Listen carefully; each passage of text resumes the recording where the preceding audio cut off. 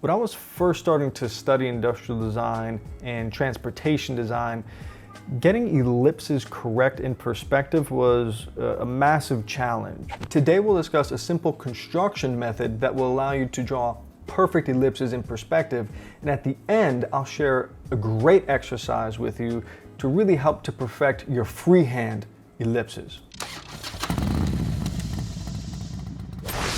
Okay, so what we're going to do today is what we will call a construction box method. So let's set up our perspective line or our horizon line, and we're going to create, here's our vanishing point here, our perspective lines to create a box, to create a square. Okay. Now from here, we're going to draw two vertical lines to create the boundaries of our box. Here's our square in space. So now we'll start dissecting this square into its element parts that we'll use as guidelines to construct our ellipse. And first what we'll do is we'll find the center point of this box by essentially creating an X through this square, right? Here's our center point. Now from there, I'm going to draw a perspective line back to the vanishing point.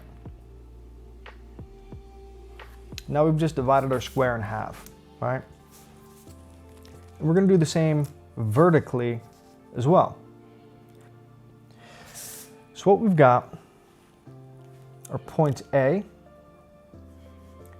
point B, point C, and point D.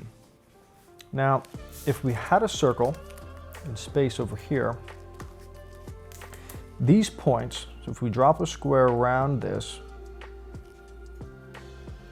this is A, B, C, and D. Okay? So we'll start, I'm going to start from D, and I'm going to draw a segment. So this is quadrant 1, this is quadrant 2, quadrant 3, and 4. And we'll just start by basically connecting the dots. And along this diagonal line is the point of maximum expansion of your ellipse. Okay, what that means is that at this point, your curve will be the most inflated. All right, so this is going to be, we'll label this point diagonal point 1. This diagonal is 2. This diagonal is 3. And this diagonal is 4. So I'm going to start from D, and I'm going to connect to point A. Point A. And we want to have a smooth transition here. A, and then I'm going to cut down to B. Remember, point of maximum expansion is going to hit this diagonal. So, point A, B, C, D. Now, if I look at that ellipse, it looks a little jacked up, okay? I did poorly along this segment specifically. So it's definitely a challenge, but at least it gives us a framework to understand where it's messed up. So here, I get compressed at this point. I got compressed at this point here. This half looks pretty decent though. But let's try another one to continue to illustrate. Okay, we're just gonna freehand this.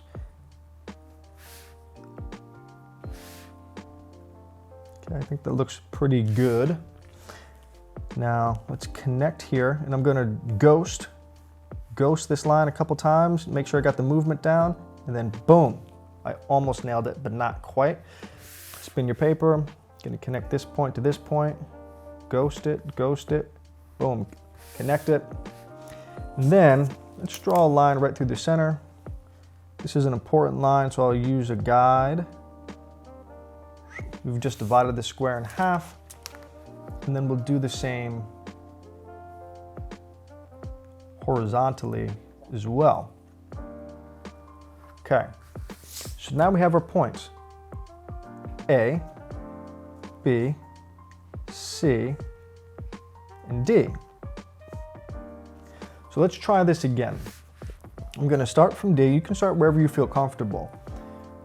But point of maximum expansion will be at this diagonal line. So A,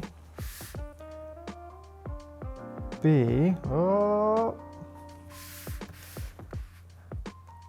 C, D. Now that looks a little better. Now this is our construction box method that you can use to start laying out any ellipse in proper perspective by starting with your box. Now the construction box method is a fantastic place to start on your ellipse drawing journey. Eventually you'll want to become proficient at freehand sketching your ellipses, and to get to that point we'll use an exercise that I call the atomic ellipse exercise. So you can use any size paper that you want. I'm using 8.5 by 14 here today.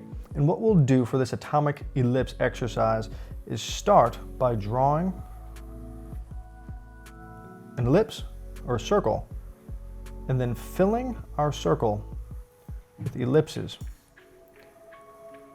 Now you can fill in with as many ellipses as you want. The more the better. And again, what we do here is we really focus on drawing from the shoulder, not from the wrist, right? So we want to draw these ellipses fairly large, and we'll fill this page with ellipses. Now I gave this the name the atomic ellipse because you can draw them in a way that looks like the atomic structure of some molecule or just a basic atom. You've got your nucleus in the center, and then you've got your electrons kind of flying around the outside of it. So it's really a great exercise, and it can become fairly meditative. So what we want to avoid when we're drawing ellipses is this type of thing, where we're drawing over them 6 times and they're all a little bit different. We call these a hairy ellipse. The point here is that we develop our shoulder and hand muscles to a point where we can draw a single line that is representative of the ellipse we're trying to capture, or the perspective that we're trying to capture. And then when we're done, flip your page over, fill up the backside. Right? The more pages you do, double-sided, each day, each week, each month, the better your ellipses will become. If you found any value here today, leave a like, subscribe. It helps us in the algorithm to find more people and to serve more people. Drop a comment. I'd love to hear what you think about this method, if you have any experience using it, or if you think I'm doing it all wrong, whatever, and what you'd like to see more of from this channel and from me specifically. I hope you're well, and we'll see you next time.